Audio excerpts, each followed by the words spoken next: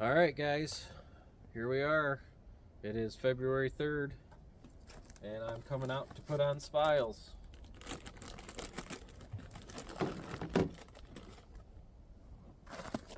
This year, leader check valve spiles, just like last year.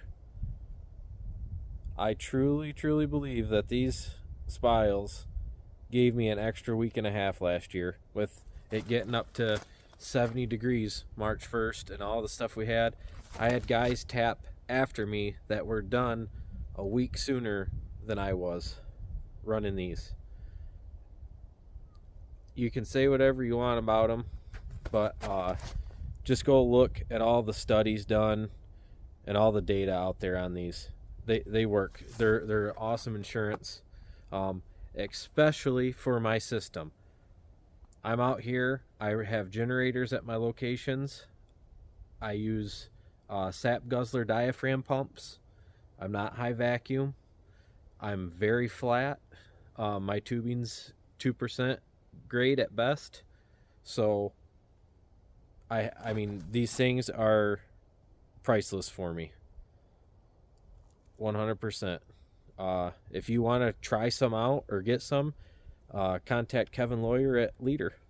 He's helped me out immensely. If you've followed me for any amount of time, you know that I did at the same time have a lot of failure with these last year. They had pinholes in the back. They were breaking off inside of the tree. Just a lot of issues last year with them, and it came down to the manufacturer, and Leader has dropped them. They have all new manufacturing and process, and these this year, I had some left over from last year. The plastic is so much clearer, stronger. I mean, I tried breaking and doing all sorts of stuff with these, and the barbs down here are definitely more prevalent. Last year there was just basically barely a ring there. Now there's actually, I mean, there's a lip there. So I'm really excited to have these again this year in my woods. So I use from Menards, it's called Tough Built. These pouches, I put the old ones in here or whatever. I like these a lot because they just slide right on, they locked on. You push this little button, they pop right off. So if you want to switch side to side, I usually prefer to have this bigger one on this side. So once again, there's an extra pouch there for stuff. This is for taking tubing off of a fitting so you can keep it, the 5/16. You don't have to, like, if you want to save the T that's on there. I got my spiles in here in this pouch. Tubing tool, cutter. Be using that a lot today, but like once like I said again, they just go right on here. If I can see what in the world's going on. Oh geez, there we go. Then this one goes on this side. That one goes on much easier for some reason. So what I'll do, I'll bring you over here and show you this. This is my, I try to keep everything organized. This stays in the truck all season. I was using these, and I'm probably going to just go to these moving forward. I know they have the hooks, but they are actually cheaper than this style. And it's dual purpose. I don't have to, have two anymore. I got these at D&G on a really good deal at their open house. So I'll use these when I can, obviously, and then once I'm through these, I'll be back to this style, just because they're cheaper and they're multi-functional. Then I got some dead end tees in here, inline hooks, some other dead end tees for going around the end of the tree. I really truly believe in that. At the end of your run, your 5/16 lateral run, using that tee to go around the tree dead, and then use your inline hook. That way, when squirrels are climbing up, raccoons are climbing up, they're not chewing or grabbing or whatever, that whole surface area around the tree now can't have a leak in it. And that's where 90% of my leaks come from, is that tubing around the tree.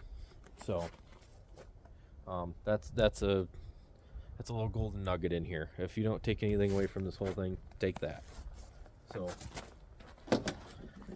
this is my low-act tubing tool. I prefer this 100 times over the Pruno version, and I'll tell you why. It cuts in the center. See that right there? That's in the center. On the Pruno tools, they're like off to the side. Let's see if I can get this off. So this here, if you want to do it off the side, you can. But most of the time you want it in the center. The Pruno, when you open it and you do it, it's fixed to one side. It's never cutting in the center. I did not like that. This has that nice magnet on it. You can hear it snap down. Far superior tool compared to the Pruno one, in my opinion. So, spend the money, get it. I would definitely say this tool and my precision tapper is the best money I've spent in my sugar bush, hands down. So, alright, enough jabbing, let's get at it.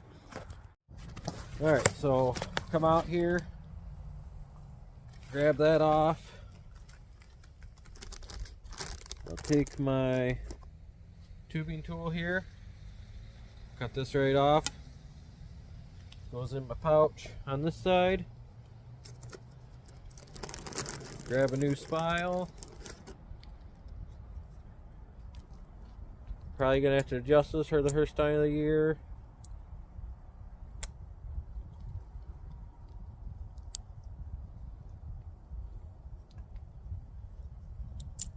Just like that. So you see water coming out of this. I back flush all of my tubing with my permeate at the end of the year. And I know a lot of people say it don't do anything and you're wasting your time. But when we get to my big woods, I truly wanted to see, and it still might not matter, but I did several lateral lines where I did not flush the lateral line. I just did the main, bypassed them. And I went out and I checked those lateral lines, and you can just see mold and mildew and black all inside those lateral lines. The ones that I flushed are perfectly transparent, clear, and clean. So I'm going to keep doing it. You do whatever you want. I don't have any scientific data to say that it makes a difference or not, other than what I see with my own eyes, and I can clearly see they're clear, transparent, and clean on the ones that I back flush with my permeate compared to the ones that I didn't back flush. How much that's going to affect yield up or down, left or right? Probably nothing.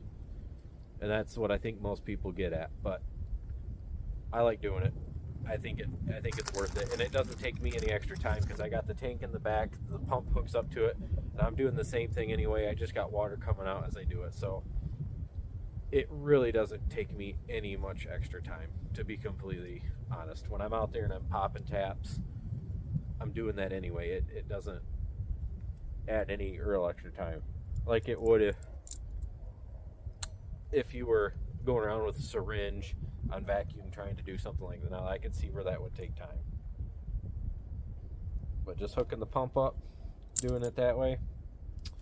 No, I don't think these ones, because this is all Lapierre, yeah, those aren't going to go on here. These would probably go in the cup style tees, but those aren't going to go on there, so I'll just let these hang. And as I'm going through, I like to look and see if there's any obvious chew marks or anything, and there's not here, so I'll just keep on going on down. I'm not going to bore you guys over and over with this. I'll just show you a couple times, and then that's probably going to be it. So the video will probably be shorter because you don't really care to watch me do all of these like this when you get the gist.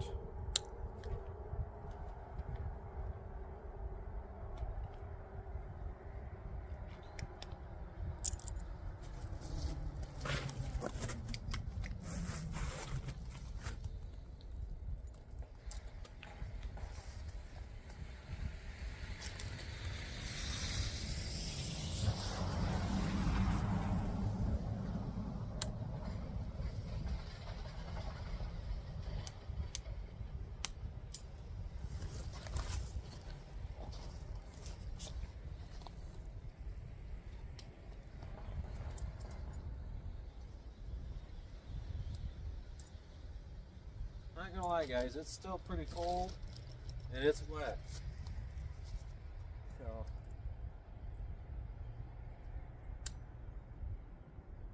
not ideal. Probably gonna get sick for trying to be ahead of the game here. That's about how my luck goes on that stuff. So. Alright, you get the gist of it. If I find a squirrel chew or something different, a video, but something tells me we're just gonna zip on through this here. So catch you on the flip side.